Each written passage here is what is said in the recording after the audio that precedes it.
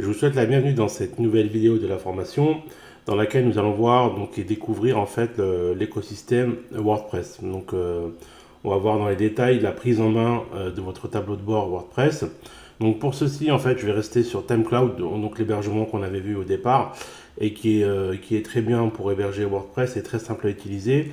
On va s'en servir en fait comme base de travail dans cette formation et que je trouve très sympathique et ça permet de gagner du temps sur d'autres tâches et ça facilite beaucoup de choses. Donc du coup, pardon, là je suis sur mon tableau de bord en fait de mon site. Pour y accéder, pour accéder en fait, au site proprement dit, faut cliquer ici, accéder à mon site. Hop, voilà. Et là en fait on atterrit, voilà, là c'est la page, en fait c'est le thème par défaut de WordPress. Voilà, donc pour rappel, en fait, WordPress fonctionne avec des thèmes. En quelque sorte, c'est un peu l'habillage du site, en fait, qui possède des fonctionnalités et des designs variés, voilà, en fonction. Donc du coup, on est là.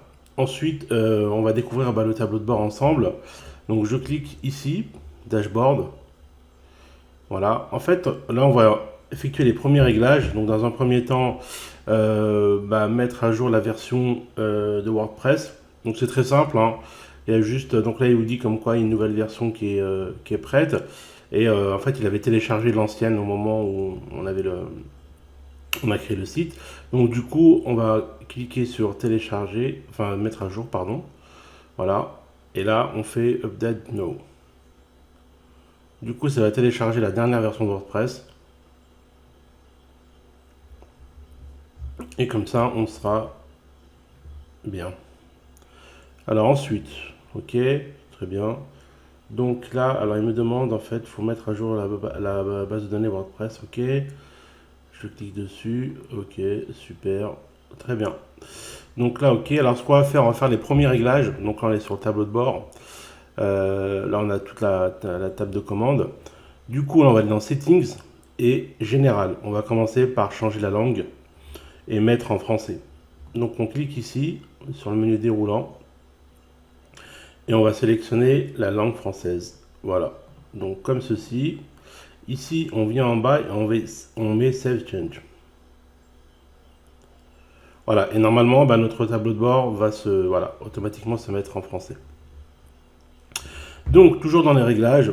Là, excusez-moi, les réglages généraux. Donc, du coup, là, vous avez le titre du site. Donc, par défaut, moi, c'est celui-ci que j'avais pris pour la formation. Ou ce sera le vôtre. Le slogan. En fait, c'est ce qu'il y a ici. Je vais vous montrer rapidement. Hop. Voilà. C'est ce qu'on trouve ici, en fait, juste en bas. Alors, ce qu'il faut savoir, c'est que tous les thèmes ne possèdent pas, le slogan n'apparaît pas sur tous les thèmes. Donc, du coup, voilà, soit on peut le supprimer, soit on peut en mettre un si on veut. Moi, je vais le supprimer ici. Ensuite, ici, l'adresse du site. Donc c'est l'adresse qu'on a, le nom de domaine et l'extension qu'on a choisi. Moi par défaut c'est themecloud.dev parce que c'est dans le cadre de la formation et c'est dans le enfin j'ai pas de nom de domaine en ligne avec eux, avec themecloud. Mais vous ça sera par exemple votre site.com, .fr ou .io, etc. HTTP, donc ça c'est le protocole en fait pour se connecter en fait, à l'adresse du site. Et maintenant, en fait, on est passé au HTTPS, c'est un autre protocole en fait sécurisé. Donc, on verra en fait par la suite comment en fait changer ce protocole et passer en site sécurisé ici. Ensuite, là, c'est l'adresse de messagerie. Moi, c'est la mienne ici que j'ai mis. Vous mettrez la vôtre, bien sûr.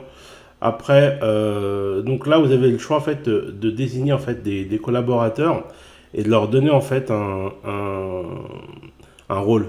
Voilà. Mais ça, on pourra le voir aussi également en fait dans utilisateur ici, on pourra voir ce qu'on peut donner comme rôle. Voilà. La langue du site, bon, le français, le fuseau horaire, voilà, donc il y en a plusieurs. Après, il faudra choisir le vôtre. Après, là, vous avez le format des dates, donc personnalisé. Moi, je mets par défaut la première, 31 octobre 2019, comme ceci. Pareil pour l'heure, je mets par défaut la première, d'accord. Le début de semaine, c'est le lundi, car effectivement, il y a des pays dans le monde où le début de semaine n'est pas le lundi, donc en fonction, vous mettrez le jour. Mais bon, je pense qu'en règle générale, comme tout le monde est en France et en Europe, ça sera le lundi, comme pour moi. Donc voilà, donc je mets enregistrer et là normalement il sauvegarde les réglages. Alors toujours dans réglages, bon, on va aller en fait, on va voir un petit peu dans les détails. Donc ensuite ici on a l'onglet écriture. Bon ça c'est la catégorie par exemple si vous écrivez des articles. Donc là en fait il va vous mettre par exemple non classé par exemple. Si vous créez des articles et la catégorie par défaut sera celle-ci en fait, ça va pas changer. Après, bah, le format des publications pareil. Ensuite, bah, là en fait, c'est en fait l'adresse de votre en fait messagerie pour en fait envoyer des emails et et voilà. Et là vous avez bah, le mot de passe, l'identifiant. Là pareil, toujours donc le classement des catégories, enfin qui ne sont pas répertoriées, ça sera toujours non classé. Voilà. Ensuite, voilà, donc après, bah, une fois qu'on a fini ça et on a mis les adresses, les références par rapport en fait d'où on envoie les emails, bah, en fait, on peut cliquer sur enregistrer. Voilà, comme ceci. Donc là, on a sauvegardé toutes les informations, pardon, du serveur de la messagerie pour envoyer des emails. Voilà, donc tout est là. Ensuite, bah, on va aller dans lecture. Voilà, comme ça, on fait. Voilà. Donc ici, vous avez les options de lecture. Donc là, c'est la page d'accueil qui s'affiche. Donc là, en fait, on choisit, là par défaut, ça met les derniers articles. Donc ça sera directement la page d'accueil, ça sera directement les articles, un des articles que vous aurez créé. Sinon, bah, le mieux, c'est une fois de prendre une page statique et de sélectionner la page d'accueil. Par exemple, bah, là, pour l'instant, notre terme est vierge. On n'a pas encore créé de site proprement dit. C'est le thème par défaut. En fait, par exemple, voilà, cette page-là, pardon. Et là, après, ben, on choisira la page des articles qu'on veut. Voilà, par exemple. Après, là, vous avez bah, le nombre d'articles qui s'affichent par page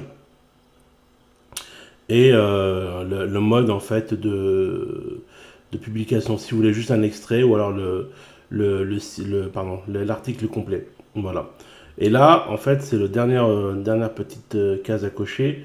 C'est si vous ne voulez pas que votre site soit indexé par les moteurs de recherche.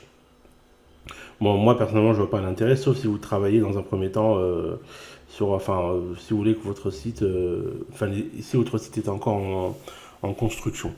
Mais sinon, voilà, ne cochez pas cette case-là puisque votre site doit être référencé et optimisé sur Google. Voilà. Donc ensuite, on clique sur modifier, enregistrer les modifications. OK. Ensuite, donc on va aller dans les paramètres de discussion. Voilà, ici. Alors là, vous aurez des réglages par défaut, en fait, les formats, les options que vous voulez mettre, en fait, pour vos commentaires, le réglage des articles. Là, vous regarderez, en fait, en fonction bah, de votre choix, ce que vous voulez faire. Et après, voilà, vous cochez selon vos préférences. Donc voilà, ça c'est pas, comment dire, ça c'est après, c'est à adapter à chacun. Voilà, donc là après vous avez les avatars par défaut pour les utilisateurs. Voilà, si vous voulez choisir un avatar comme ceci, voilà, là vous avez le choix. Et par exemple, ça en fait, ça sera l'avatar, je sais pas moi, si je garde celui-là, ça sera peut-être le mien. Du coup, après pour les autres collaborateurs, vous pouvez en prendre un autre et comme ça, si vous êtes plusieurs à travailler sur le site ou alors s'il y a des gens qui interviennent euh, sur le site, bah en fait vous pouvez ils peuvent choisir un avatar. Voilà, donc après, une fois qu'on a fini les modifications, bon, on enregistre toujours pour sauvegarder ce qu'on a fait. Ensuite, on va dans Médias, donc c'est un autre onglet de réglage. Alors, est-ce qu'il me l'a, voilà. Donc là, en fait, c'est la définition, bah, c'est les paramétrages en fait des images, entre autres, parmi les médias. Voilà, donc après là, c'est la taille des miniatures. Là, vous pouvez les modifier en fonction de votre site et de votre choix, de ce que vous voulez. Voilà, par rapport à l'écran, par rapport à tout ça. Donc voilà, ici, ça sera donc l'endroit pour modifier la taille par défaut des images. Voilà, donc ensuite, ici, vous cliquez sur enregistrer les modifications. Voilà, et ensuite, on va aller dans les permaliens. Voilà, donc là en fait, les permaliens, c'est le chemin en fait, en quelque sorte, c'est l'URL en fait, par définition en fait, pour retrouver vos articles et vos pages. Voilà, donc en fait, c'est comment vous souhaitez organiser pardon, cet archivage, enfin cet enregistrement. Voilà, donc là, alors après, bon, le plus simple, c'est de laisser par titre de publication. Je pense que c'est le plus, on va dire, c'est le plus logique, et c'est le plus, voilà, c'est le plus, c'est le plus optimisé, on va dire. Donc une fois que vous avez choisi ça, voilà, donc ensuite vous cliquez sur enregistrer. Voilà. Ok, donc les permaliens en fait sont sauvegardés. Permalien c'est le lien, hein, comme je vous ai dit, de l'adresse URL de votre page, de vos articles. Voilà. Et ensuite on va aller dans confidentialité. Voilà, donc là bon c'est par exemple si vous créez une page de confidentialité, et ici il faudra la choisir et utiliser cette page là en fait par défaut, ou alors il faudra en créer une autre. Voilà, tout simplement. Bon après là je vous laisserai lire euh, concernant les informations concernant la page de confidentialité. Donc c'est très simple. Enfin après ça varie en fonction bien sûr de vos activités, de votre business, mais c'est pas compliqué. Voilà. Donc après de toute façon on y reviendra ensuite lors de la formation quand on créera un site de e-commerce, ou alors de vente, enfin qui va recevoir qui doit collecter des informations. Voilà, donc on en a fini pour les réglages. J'espère que ça a été clair pour vous et que j'ai pas été très, très vite. N'hésitez pas en fait à revenir ou à mettre sur pause. Et n'hésitez surtout pas à me contacter pour plus d'informations. Et si vous n'avez pas compris quelque chose, ou si je me suis mal exprimé, exprimé ou expliqué dans cette vidéo. Voilà, et moi je vous dis à très vite pour la suite de la formation.